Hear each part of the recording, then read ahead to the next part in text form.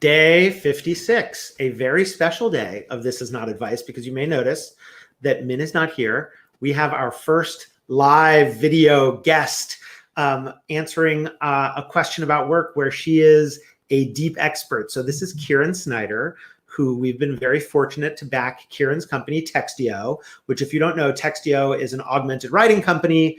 I think of it as a spell check that predicts the future. Instead of telling you the errors you have made, it's the errors you will make.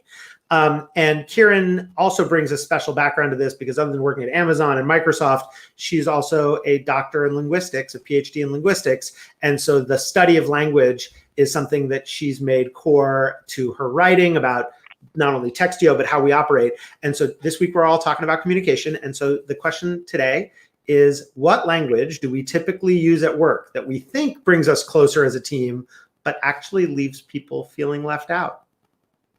All right, thank you, Roy. I have a couple of examples to think about, both like near and dear to my heart. The first, which we use so often in tech companies, are the sports metaphors, because we're athletes. Let's leave it all on the floor, or we're gonna knock it out of the park. We're gonna hit a home run. And listen, I was an athlete. I played sports my whole life. This language is super effective for me. And imagine my surprise when somebody put up their hand in a team meeting and said, I'm not from here, and I don't know what knock it out of the park means. And all of a sudden, these like experiences I'd had on the sales floor or with the team, I'm thinking I'm motivating people. Exactly, who knew? I've had that feeling, by the way, just to say, as a not sports fan, never swung a golf club in my life. I do sometimes use sports analogies because you pick them up along the way, but I've often felt that way with like a bunch of dudes going back. It's usually men, but not always, going back and forth talking about, yeah. So thank you for that. All right, but sorry, I interrupted you. The second one. No. The second one, which is also near and dear to my heart, is extra special because it comes from a desire to be inclusive. So I don't know about you, Roy, but when I grew up and I was taught to write and I was using like a neutral pronoun, I was taught to use he. So, you're talking about something that some random person would do and you would say, he might consider working for Bloomberg. Sure. And I learned to be inclusive, I should say he or she. So you're talking to a candidate who might come work at your company. He or she might prefer Zoom for their interviews. And it turns out when you go the extra effort to say he or she, you're still leaving some people out. You're still leaving out non-binary people. And so I think a lot of people with the best of intentions to bond and create an inclusive environment say he or she, when actually nowadays you might better say they, which my kids get. I was actually taught that they is bad grammar. And I'm so relieved that they works now because it's actually so much more natural to say. It's true. Little known linguistic nerd fact is that singular they has been in the English language for 1,000 years. No way. And 1,000 years. And I too was taught it was bad grammar, but no, it's back. Or something like that. Beowulf. It's back. And when my kids hear he or she, this is like confidence in the next generation. They say, hey, who are you leaving out? What about non-binary people? We were watching the convention last week and my daughter was like, hey, Joe Biden, he or she? Oh, man. I know. I love it. Next generation. Yeah, I love that.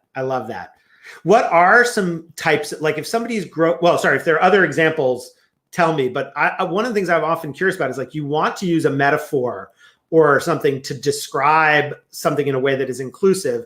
My pet peeve is all the military examples because I just think another great one. Yeah, well, that one to me is like more about it turns into a rationalization for mistreating people. But if you had to think about a safe category, I often find myself turning to like cooking.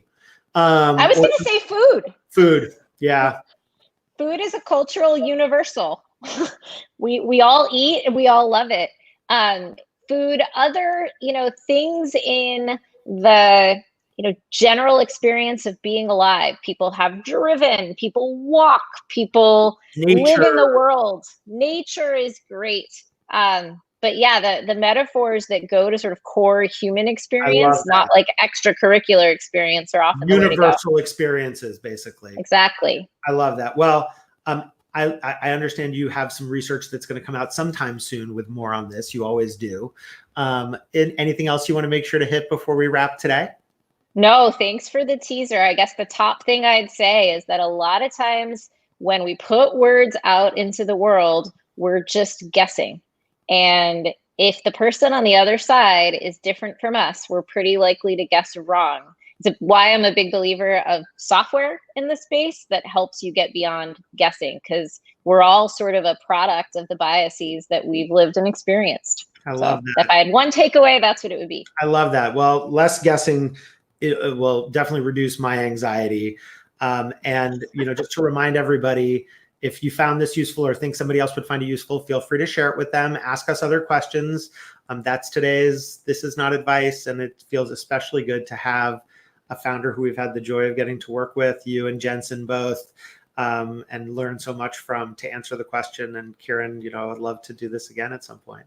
You bet. Any language nerdiness, I'm here for it. Love it. I love it. All right. To be Thanks, continued. Roy. Bye.